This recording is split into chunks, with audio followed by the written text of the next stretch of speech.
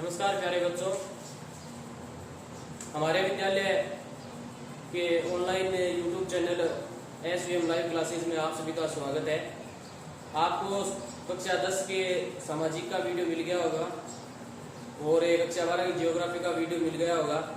आज हमें कक्षा 10 के मैथ की त्रिकोणमिति के बारे में पढ़ेंगे। इसमें 3 चैप्टर आते हैं, छठा, सातवां और 8वां। त्रिकोणमिति अनुपात है उसमें 6, 7 और 8 3 चैप्टर आएंगे। ये टोटल 11 नंबर के आएंगे, यानी इन तीनों में से 11 नंबर के सवाल आएंगे। तो त्रिकोणमितीय अनुपात, त्रिकोणमितीय अनुपात क्या होता है? त्रिकोण का त्रि का मतलब होता है 3। कितना होता है? 3। और कोण का मतलब होता है कोण, एंगल से होते हैं एंगल, यानी 3 कोणों का अनुपात। 3 कोणों का अनुपात। 3 कोण हमारे दिमाग में जैसे आएंगे तो हमारे दिमाग में क्या आएगा? एक त्रिभुज आएगा। यानी लगभग सामान्यतः 3 कोण किसमें होते हैं? त्रिभुज में ही मानते हैं। तो त्रिभुज, मान लो एक त्रिभुज की हम कल्पना करते हैं। कोई त्रिभुज है ABC। त्रिकोणमिति है वो हमेशा समकोण त्रिभुज में लागू होती है। कौन सी त्रिभुज में लागू होती है? समकोण त्रिभुज में। समकोण त्रिभुज कौन सा होता है? जिसमें एक कोण 90 डिग्री का हो, एक कोण 90 डिग्री का हो, या जिसमें पाइथागोरस प्रमेय, पाइथागोरस प्रमेय लागू हो। पाइथागोरस प्रमेय क्या होती है? पाइथागोरस प्रमेय होती है कर्ण स्क्वायर बराबर आधार स्क्वायर प्लस लंब स्क्वायर। पाइथागोरस प्रमेय क्या होती है? कर्ण स्क्वायर बराबर आधार स्क्वायर प्लस लंब स्क्वायर। अब बात आती है कि कर्ण कौन सा होता है, आधार कौन सा होता है और लंब कौन सा होता है। तो कर्ण हमेशा समकोण त्रिभुज में जो 90 डिग्री का कोण होता है, उस 90 डिग्री के कोण के जो सम्मुख भुजा होती है वो कौन सी होती है? हमेशा कर्ण होती है। कर्ण है वो त्रिभुज की सबसे लंबी भुजा होती है। उसके बाद बात रही आधार और लंब।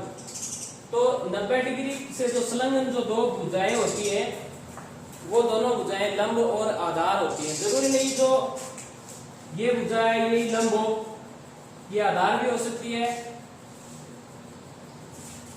ये आधार भी हो सकती है और ये लंब भी हो सकती है। इसमें त्रिभुज में हमें एक कोण दिया गया होगा, जैसे मान लो ये कोण दिया है हमें थीटा। कौन सा कोण दिया है? थीटा। अब हमें पूछे कि कर्ण कौन सा है, आधार कौन सा है और लंब कौन सा है। तो 90 डिग्री के कोण के सम्मुख वाली भुजा तो कौन सी हो गई? कर्ण हो गई। और तो कोण दिया है थीटा, उस थीटा से जो संलग्न भुजा है एक और, वो कौन सी हो गई? आधार। और जो बच गई वो भुजा कौन सी है? लंब है। ठीक है। इसके बाद देखो त्रिकोणमितीय अनुपात इसमें किस प्रकार लागू होता है। एक सूत्र, 6 त्रिकोणमितीय अनुपात होते हैं। और कौन से? Sine theta, cos theta, tan theta, cot theta, sec theta और कोसेक थीटा। कितने त्रिकोणमितीय अनुपात होते हैं? सामान्यतः 6 त्रिकोणमितीय अनुपात है। Sine theta, cos theta, tan theta, cot theta, sec theta और कोसेक थीटा। देखो इस त्रिभुज में ये त्रिकोणमितीय अनुपात किस प्रकार लागू होते हैं, इसकी एक शॉर्ट ट्रिक होती है। क्या होती है? एक शॉर्ट ट्रिक होती है। वो ट्रिक क्या होती है? लाल बट्टे कक्का, लाल बट्टे कक्का। ये हम नॉर्मली काम में लेते हैं इस प्रश्नावली में। लाल बट्टे कक्का क्या होती है? देखो साइन थीटा, सबसे पहले क्या आता है? Sine theta. साइन थीटा का क्या होगा? एल का मतलब होता है यहाँ पर लंब, उसके बाद ए का मतलब होता है यहाँ पर आधार, और के का मतलब होता है कर्ण। तो सबसे पहले त्रिकोणमितीय अनुपात आता है साइन थीटा। तो साइन थीटा का यहाँ पर फॉर्मूला क्या बनेगा? एल बटे के। एल बटे के का मतलब क्या हो गया? लंब बटा कर्ण, लंब बटे कर्ण। उसके बाद है कोस थीटा। कोस थीटा का क्या होगा, ए बटा के, क्या हो जाएगा ए बटा के, यानी आधार बटे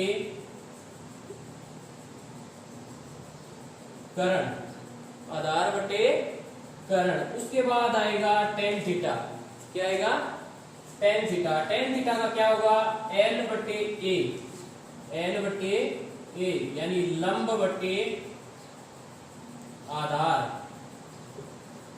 और उसके बाद आएगा कोट थीटा। कोट थीटा का इसका उल्टा हो जाएगा, आधार बटे यानी ए बटे एल, आधार बटे लंब।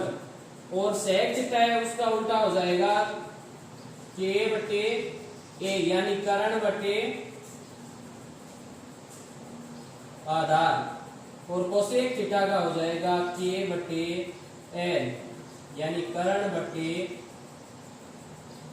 लंब। समझ में आ गया। समकोण त्रिभुज में त्रिकोणमितीय अनुपात है वो किस प्रकार लागू होता है और इसके मान हम किस प्रकार निकाले सकते हैं। मान लो हमने एक त्रिभुज माना है ए बी सी। कौन सा त्रिभुज माना है, ए बी सी। इसमें सी कोण है वो में थीटा दिया है और बी कोण है वो में समकोण दिया है। तो इसमें अगर हमें पूछे कि साइन थीटा का मान ज्ञात करो, साइन थीटा का मान ज्ञात करो, तो किस प्रकार ज्ञात करें। देखो साइन थीटा का एक सीधा सा सूत्र क्या होता है, लंब बटे कर्ण।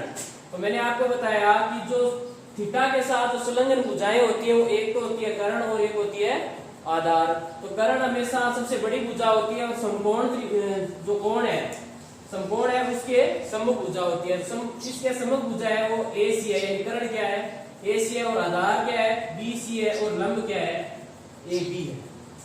साइन थीटा का मान ज्ञात करना है। साइन थीटा का सूत्र होता है लंब बटे कर्ण।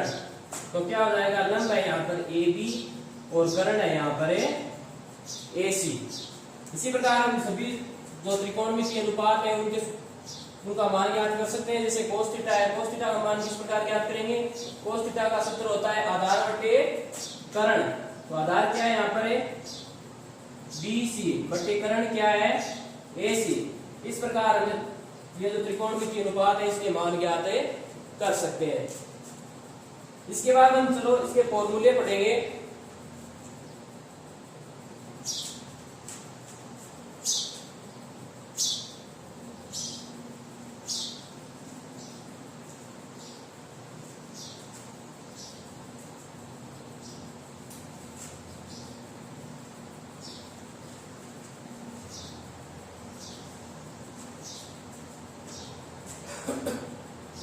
छह त्रिकोणमितीय अनुपात है, sine theta, cos theta, tan theta,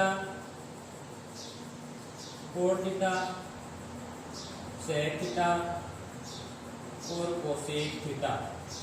छह त्रिकोणमितीय अनुपात ले लिए।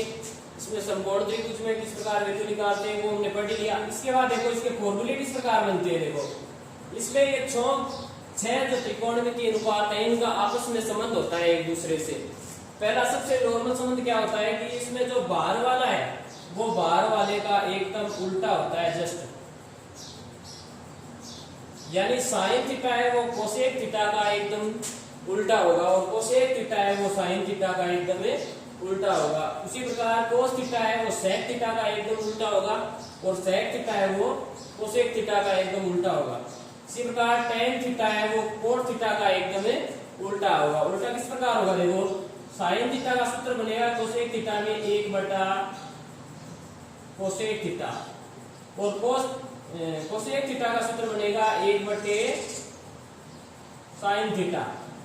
कोस थीटा का सूत्र बनेगा 1 बटा सेक थीटा और सेक थीटा का सूत्र बनेगा 1 बटे कोस थीटा। टेन थीटा का बनेगा 1 बटा कोट थीटा और कोट थीटा का बनेगा 1 बटे टेन थीटा। समझ में आ गई बात। चलो आगे देखो, इस प्रकार इसके सूत्र बन गए। आगे हम देखेंगे इस पर आधारित सवाल है वो हमें छठी प्रश्नावली मिलेंगे और उसके बाद हम सारणी पढ़ेंगे। उस सारणी में मान निकालना किसी प्रकार, जैसे मान लो कोण होते हैं 0 डिग्री, उसके बाद 30 डिग्री, उसके बाद 45 डिग्री, 60 डिग्री और 90 डिग्री, लगभग हमारे इतने ही कोण लागू होते हैं, इतने ही कोणों के मान दिए गए हमारी किताब में। तो वो देखो इसके मान हम किस प्रकार निकालेंगे, सारणी बनाना सीखेंगे अभी में।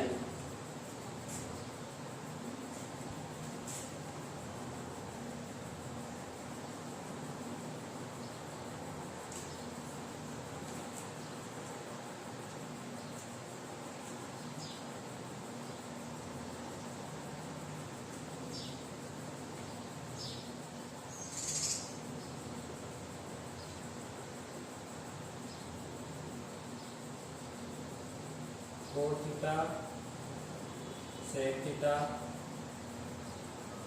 और कोसेक थीटा। हमारी किताब में कोण दिए गए 0 डिग्री, 30 डिग्री, 45 डिग्री, 60 डिग्री और 90 डिग्री। तो देखो इसके मान हम किस प्रकार निकालेंगे। सबसे पहले 0 के लिए 0, उसके बाद 1, 2, 3 और 4, इस प्रकार हमने अंक लिख दिए। उसके बाद हमें क्या करना है, इसको 4 से डिवाइड करना है, यानी 4 का उसमें भाग देना है प्रत्येक संख्या में।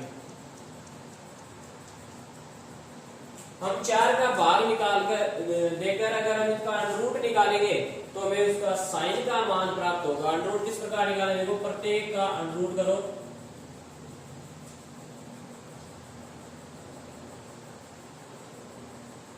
देखो 0 का अंडर कितना होता है, 0 और 4 का कितना होता है 2। 0 में 2 का भाग देंगे तो कितना मान आएगा, 0 आएगा। उसके बाद 1 का 1 और 4 का 2, उसके बाद 2 का 2/4 क्या हो गया, 1/2। इसका अंडर रूट करेंगे तो 1 का 1 और 2 का अंडर रूट 2। उसके बाद 3 का अंडर रूट 3 और 4 का 2। 4 में 4 का भाग देंगे तो 1 आएगा और 1 का अंडर रूट कितना आएगा, 1 आएगा। यानी साइन थीटा के हमारे पास मान प्राप्त हो गए। साइन 0 का मान, जैसे हमारे सवाल में किस प्रकार पूछेंगे कि साइन, मान लो पूछ लिया साइन 45 का मान कितना होता है, तो कितना होता है 1/√2 होता है। तो साइन 0 का मान 0 होगा, साइन 30 का मान 1/2 होगा, साइन 45 का मान 1/√2 होगा, साइन 60 का मान √3/2 होगा और साइन 90 का मान कितना होगा, 1 होगा। अब कोस थीटा का मान किस प्रकार प्राप्त होगा, हमारे पास अगर साइन थीटा के मान प्राप्त हो गए तो हम बाकी त्रिकोण 5 त्रिकोणमितीय अनुपात है उनके मान सीधे से प्राप्त कर सकते हैं। वो किस प्रकार करेंगे, देखो कोस थीटा है उसके मान है वो साइन थीटा के जस्ट उल्टे होते हैं, यानी साइन 90 का जो मान होता है वो कोस 0 का होता है। तो साइन 90 का मान कितना है, 1 है। उसके बाद साइन 60 का जो मान होता है वो कोस 30 का होता है, √3/2। और साइन 45 का मान है वो कोस 45 का मान सेम होता है, 1/√2। और कोस 60 का मान है वो साइन 30 का मान होता है, यानी 1/2। और उसके बाद साइन थीटा, साइन 0 का जो मान है उसका उल्टा होता है कोस 0 का मान, कोस 90 का मान। तो कोस 90 का मान यानी 0 कोस 90 का क्या हो जाएगा, 0 हो जाएगा। हमारे पास साइन और कोस 2 के मान आ गए। अब आगे में ज्ञात करना है टेन का मान। टेन का मान किस प्रकार ज्ञात करेंगे, देखो टेन का एक सूत्र होता है साइन और कोस में, क्या होता है, साइन थीटा बटे कोस थीटा। क्या होता है, साइन थीटा बटे कोस थीटा। और टेन थीटा का जस्ट उल्टा क्या लिखा था आपने, कोट थीटा लिखा था। कोट थीटा का क्या हो जाएगा, कोस थीटा बटे साइन थीटा। ये दो फॉर्मूले होते हैं टेन और कोट के, साइन और कोस के पदों में। अब हमें मान ज्ञात करना है टेन थीटा का। टेन थीटा का मान ज्ञात करेंगे, जैसे टेन 0 का मान ज्ञात करना है हमें, तो लिख दिया टेन 0 साइन 0 और कोस 0। तो टेन 0 बराबर साइन 0 का मान कितना होता है, 0 होता है। और cos 0 का मान कितना होता है? 1 होता है। 0 में किसी संख्या का भाग देने पर मान क्या आएगा? हमेशा 0 आएगा। क्या आएगा? 0। यानी tan 0 का मान कितना होगा? 0 होगा। उसके बाद tan 30 का मान निकालना है हमें इसी प्रकार। तो tan 30 का मान किस प्रकार निकालें? देखो, tan 30 बराबर sin 30 बटे cos 30। तो sin 30 का मान होता है 1/2 और cos 30 का मान होता है √3/2। यानी 1/2 में किसका भाग लगाना है? √3/2 का। तो 1/2 इंटू ये संख्या ऊपर गुणा में जाएगी तो जस्ट उल्टी हो जाएगी। तो 2/√3। 2 से 2 कैंसिल, क्या बचेगा? 1/√3। तो tan 30 का मान क्या हो जाएगा? 1/√3।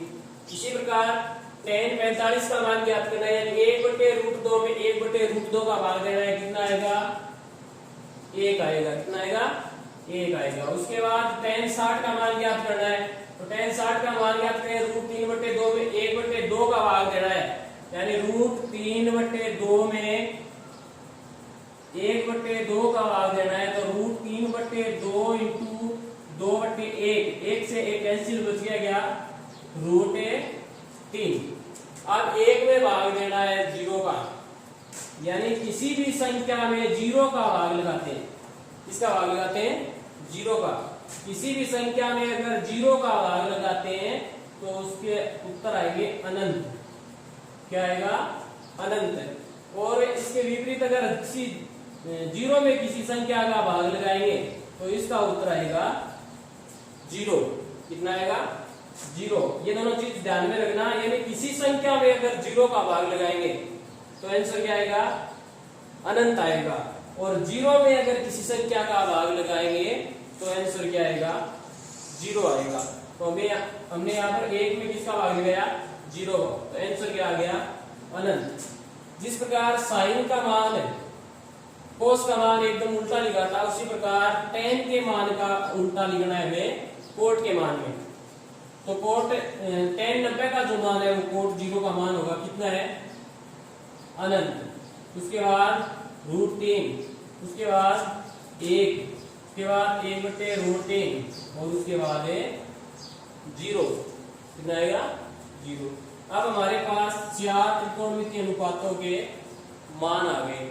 अब हमें निकालना है सेक का। तो हमने अभी पढ़ा जस्ट कि सेक का जो एक सूत्र होता है कोस के पदों में। किसके पदों में? कोस के पदों में। सेक थीटा का सूत्र होता है कोस के पदों में 1/कोस। हमें सेक 0 का मान ज्ञात करना है। किसका मान ज्ञात करना है? सेक 0 का मान। तो सेक 0 का मान 1/कोस 0। 1/कोस 0 का मान कितना होता है? 1। तो कितना आएगा? 1। सेक 0 का मान कितना हो जाएगा? 1 हो जाएगा। उसके बाद यानी जो कोस का मान है उसका जस्ट उल्टा करके लिखना है हमें। तो अब आगे है √3/2, तो इसको लिख देंगे हम 2/√3। 1/√2 है तो उसको लिख देंगे हम √2 और 1/2 है उसको लिख देंगे 2 और 0 का उल्टा करेंगे। 0 का उल्टा करने का मतलब है 1/0। किसी भी संख्या में अगर 0 का भाग लगाएंगे तो क्या आएगा? अनंत आएगा। क्या आएगा? अनंत आएगा। आगे देखो, अब कोसेक थीटा। कोसेक थीटा का मान ज्ञात करेंगे तो हमें या तो सेक का जस्ट उल्टा लिख सकते हैं, या फिर जिस प्रकार हमने सेक का मान निकाला 1/कोस थीटा से, उसी प्रकार हम कोसेक का मान किस सूत्र से निकाल सकते हैं? 1/साइन से। तो ये रहेगा कि सेक का जस्ट उल्टा करके लिख दें। सेक का उल्टा करके लिखेंगे तो अनंत, उसके बाद 2, उसके बाद √2, उसके बाद 2√2 और उसके बाद 1। इस प्रकार हमारी जो त्रिकोणमितीय टेबल है वो बन जाएगी। अब देखो, इसमें एक स्पेशल बात ध्यान रखने वाली बात ये है कि 0 के जितने भी मान है उसमें 2 शून्य आएंगे, 2 1 आएंगे और 2 ही अनंत आएंगे। उसके अलावा 90 के जो मान है उसमें भी 2 एक आएंगे, 2 शून्य आएंगे और 2 अनंत आएंगे। आशा करता हूँ कि ये टेबल है वो आपको याद भी हो गई होगी, और नहीं भी हुई है तो आप थोड़ी सी अगर प्रैक्टिस करेंगे, एक दो बार बनाएंगे रफ कॉपी में, तो ये आपको याद भी हो जाएगी। चलो उसके बाद हमें जो चैप्टर है छठा हमारा वो स्टार्ट करेंगे।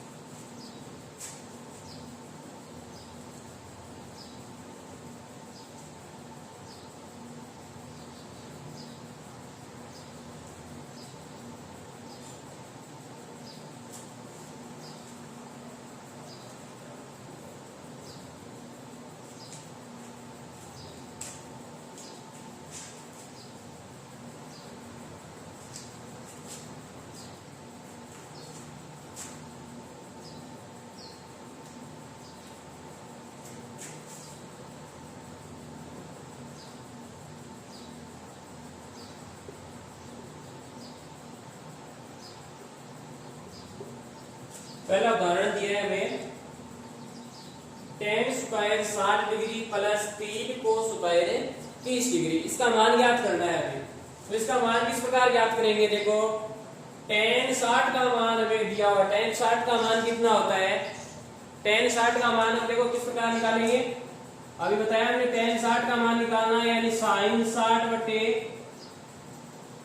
cos 60 इस प्रकार निकाल सकते हैं। sin 60 का मान कितना होता है? √3 बटे 2 बटे cos 60 का मान कितना होता है? 1 बटे 2। तो ये ऊपर जाएगा गुणा में, यानी गुणा 2 बटे 1 हो जाएगा, 2 से 2 कैंसिल, यानी tan 60 का मान कितना होता है? √3।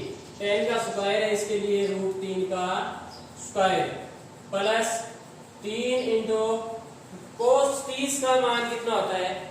जो sin 60 का मान होता है वो cos 30 का मान होता है, यानी √3 बटे 2 इसका वर्ग। देखो √3 का वर्ग कितना हो जाएगा?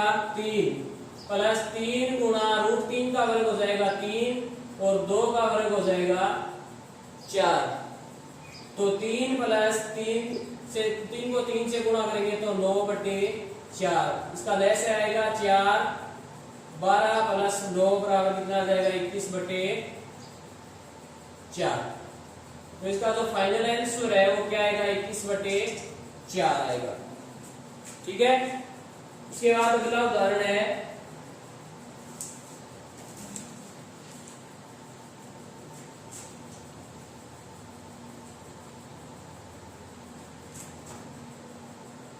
अगला उदाहरण में दे रखा है sin 60 cos 30 प्लस sin 30 और cos 60, इसकी वैल्यू ज्ञात करनी है हमें।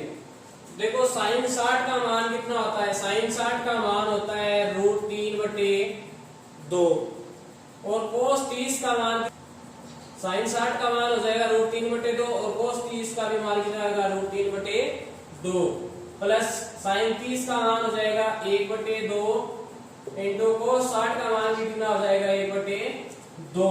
इसको गुणा करेंगे तो 3 बटे 4 प्लस 1 बटे 2 को 1 बटे 2 से गुणा करेंगे तो 1 बटे 4, इसका लेस आएगा 4, 3 प्लस 1 यानी 4 बटे 4, इसका उत्तर कितना आएगा? 1 आएगा। कितना आएगा? 1 आएगा। चलो आज हमने त्रिकोणमिति का बेसिक पढ़ा है और उसके बाद मैंने 2 उदाहरण बताए।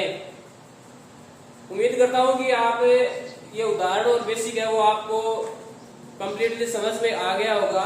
अगर आपको किसी भी प्रकार की कोई भी दिक्कत हो तो आपको नंबर दिए गए हैं, उन नंबरों पे आप पर्सनली मैसेज कर सकते हो। किसी सवाल में कोई दिक्कत हो तो पर्सनली मैसेज कर सकते हो, आपको अगले वीडियो में उसका समाधान मिल जाएगा।